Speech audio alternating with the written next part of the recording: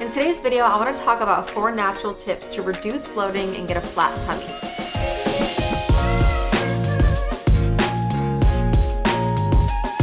Hey guys, so this is kind of like a part 3 on bloating because I've actually done 2 other videos on it, but the second one was really on food, like how you can prepare food and like what you can do to eat to prevent bloating. And this one's going to be a little bit different. Both videos have done really well, and I feel like it's a topic you guys are really interested in, so I thought I would elaborate more and share just some more that I found. A little background on this: I get very bloated when I eat so much food. Like honestly, most food can make me bloated. But I've really been like learning and figuring out like what's going on with my digestion and learning a little more about the body. And then there's just so much more. There's so much more to it than just what food you're eating. So I thought I would dig a little deeper and share some of the things that I've been learning and finding in this video. So the first thing I want to talk about is rolling your stomach. So rolling in general is amazing. There's foam rollers you can do this on. There's also really great like inflatable balls, but usually when they're like a little bit softer, it's better. You don't want it to be like too firm.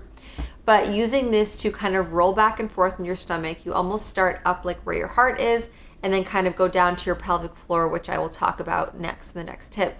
But this is almost giving you like a massage. And if you've seen on Instagram, actually there's a lot of trending photos and like people that will do these body massages and get these crazy results. Like a lot of celebrities will have these masseuses come and really massage and sculpt, and you can see a big difference because you're getting rid of excess fluid.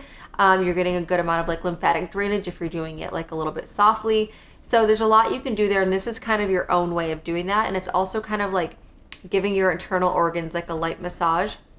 So doing this a few times a day can be really nice and really soothing, and it can also help smooth out the fascia.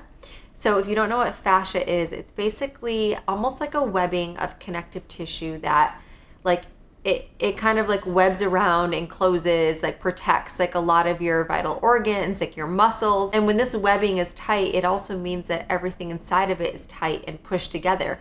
This can literally mean like some of your organs can be held tighter together than they need to be. And this can totally impact how your stomach either bloats out or sits in. So it's not always as simple as like, oh, there's extra fat, or like, oh, I ate something bad. So rolling that is really, really important. It's why so many people even roll their muscles. It can elongate you. So I would really try doing this. The next thing I want to talk about is a really easy tea that you can make at home. And you basically just take fennel and ginger, mix it with hot water. You've got yourself like a little anti-bloat drink. So you can do this with either fresh ginger that you can like peel and add to a hot water. You can even take some fresh ginger, put it in a pot of hot water and boil it, and even save it in the fridge and then just reheat it up if you don't want to do this every morning. Or you could also use ginger powder if you don't have fresh ginger available, and fennel. So fennel has been used for years, especially in Ayurvedic medicine. A lot of different cultures, like Indian cultures will even chew on fennel seeds after meals to promote digestion. It basically helps calm and relax the colon, so this can be good for constipation, for bloating, for all sorts of digestive issues. And then ginger, I'm sure you've heard of, is great for nausea. It's basically got like anti-inflammatory, antibacterial properties. So it's really just going to help kind of control spasms in the digestive tract and just relax you. Again, improve digestion.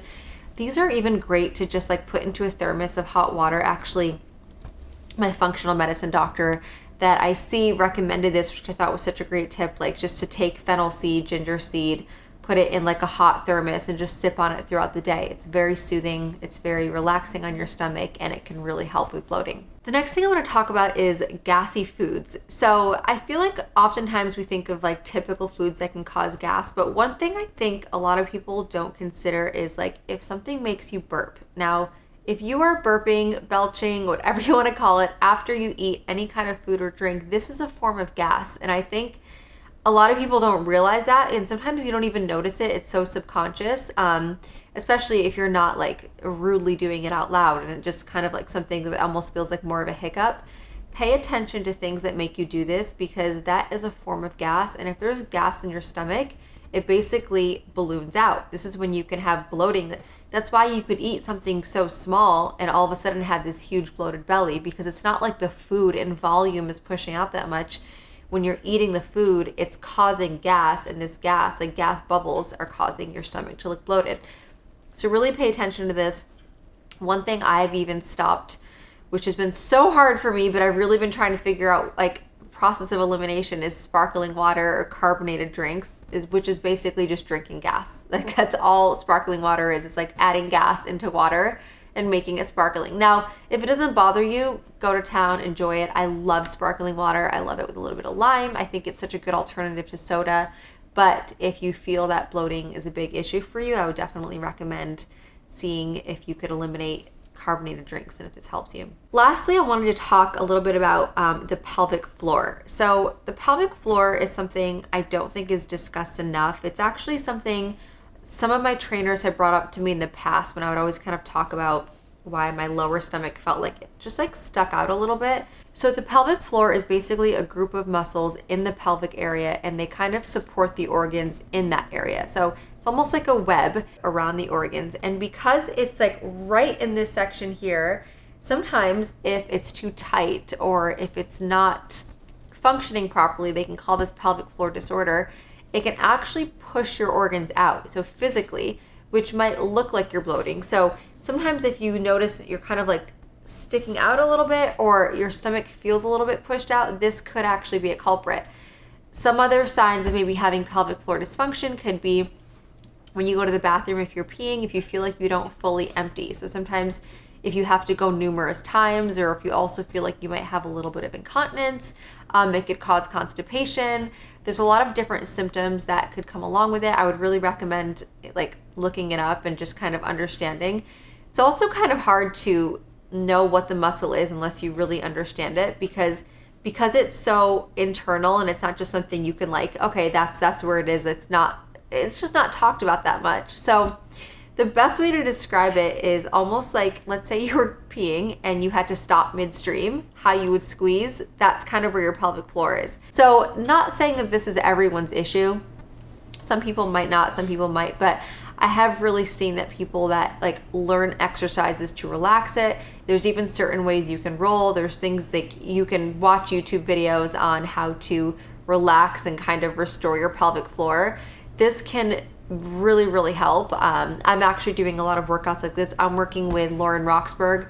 She is so intelligent and well-informed on this topic. You guys should totally look her up if you think this is something you want to look into, or it could be an issue you have. But she's very like in tune with the body, and she talks a lot about pelvic floor. So I'll pop up her information here if you guys want to learn more about that. She definitely knows more about it than I do.